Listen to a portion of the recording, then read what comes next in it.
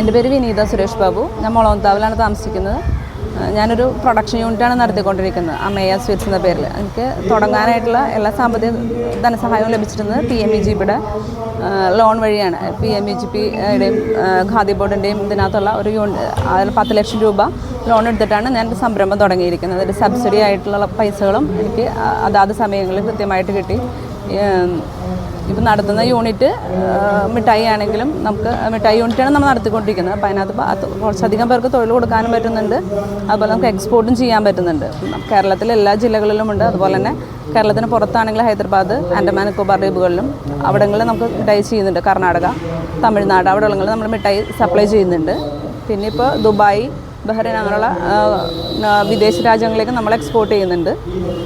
പിന്നെ ഗവൺമെൻറ് സഹായം നമുക്ക് ആ ഒരു സമയത്ത് ഞാൻ എഡ്യൂക്കേറ്റർ ആണെങ്കിലും എനിക്ക് ആ ഒരു സഹായം ലഭിച്ചുകൊണ്ട് മാത്രമാണ് സ്വന്തമായിട്ടൊരു യൂണിറ്റ് തുടങ്ങാനായിട്ട് സാധിച്ചത്.